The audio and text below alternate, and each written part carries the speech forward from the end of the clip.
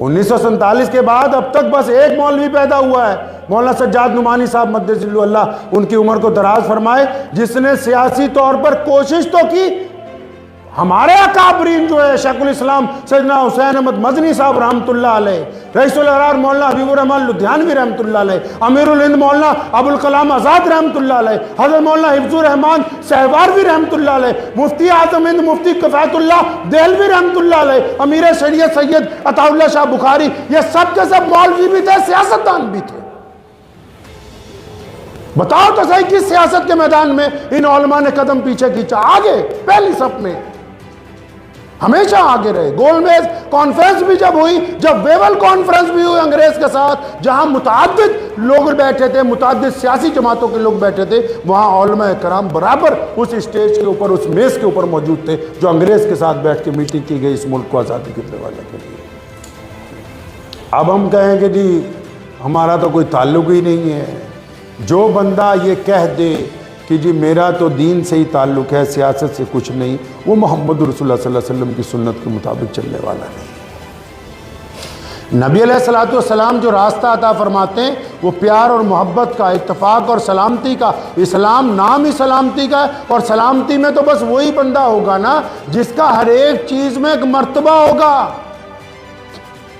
जो मर्तबा ही नहीं है तो फिर सलामती कहाँ से है? मर्तबा होना निहायत ज़रूरी है ना। तो आप में जो लोग, जो मुसलमानों में सिर्फ बैठे कोस ही रहे हैं, उनसे मैं इत्मीनान से ये कहना चाहता हूं कि भाई खुद भी कुछ 2 कदम आगे बढ़ लीजिए। आप भी 2 कदम आगे बढ़िए। एक पैर बरादरीवाद की पूंछ पे रखिए, एक पैर नफरत पे रखिए, और फिर मोहब्बत का ऐलान कीजिए, सिर्फ अपनों साथ नहीं, गैरों के साथ भी। बासलाहियत लोगों को तस्लीम कीजिए, अपने अंदर मादा लाइए नमाज की तरह, कि जिस तरह हम नमाज में अपने इमाम की इक्तदा करते हैं, घर में हम अपने बाप की इक्तदा करेंगे, मोहल्ले में अपने सदर की इक्तदा करेंगे, हल्के में अपने अमीर की इक्तदा करेंगे। सलाहियत पैदा कीजिए। ये जो मिजाज है आपका नुक्ता चीनी का, ये इस्लामी शरीयत के मुताबिक नहीं है। हौसला अफजा नुक्ता चीनी जो होती है वो उन लोगों का काम है जो दूसरे को सीधे रास्ते के ऊपर ला सकते हैं, लेकिन फिर छोटी छोटी बातों पर इख्तलाफात पैदा करना, छोटी छोटी बातों पर मुखालफत पैदा करना, सियासी तौर पर किसी को अपना कायद ना बनाना, सियासी तौर पर किसी और को आगे ले जाने की कोशिश ही ना करना, इसमें हुकूमत का तो कोई कसूर नहीं है।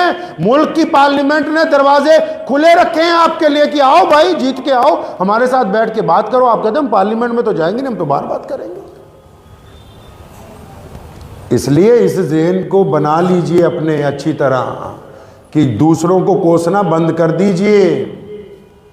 और सारे के सारे, ये तो सस्ता नुक्ता है, ये तो छोटा सा सस्ता नुक्ता है जो आजकल के मुकर्रिर है ना, जो शीले और तकरीर करते, वो जी सरकार ने ये कर दिया, हुकूमत ये कर देगी। कोई मस्जिद उस वक्त तक अपनी जगह से नहीं हट सकती जब तक आप सियासी तौर पर मुस्तहकम रहेंगे। दुनिया की कोई ताकत किसी मस्जिद को नहीं हिला सकती है। आप सियासी तौर पर मुस्तहकम नहीं होंगे, फिर जो मर्जी होता रहे। क्यों?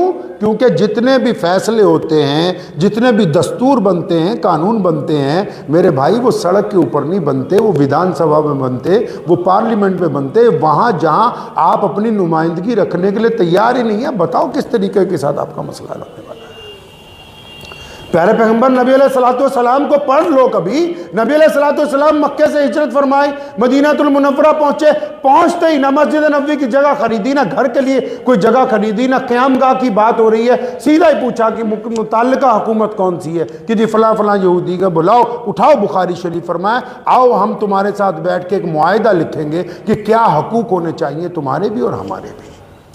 पढ़िए बुखारी शरीफ को।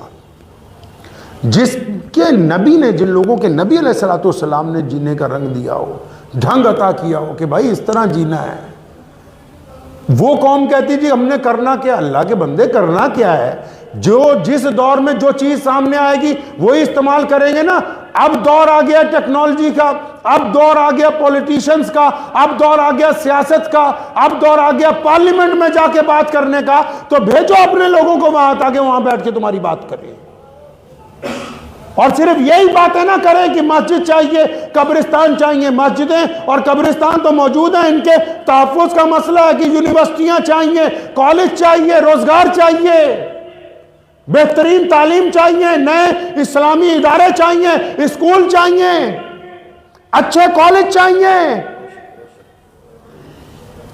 इंस्टीट्यूट चाहिए बड़े बड़े, जहां नौजवान बेटे और बेटियां पढ़ के बेहतरीन रोजगार कमा सकें, जहां वो इस्लाम के नमूने बन के लोगों को ये दिखा सकें कि बेहतरीन ईमान वाला कैसा होता है।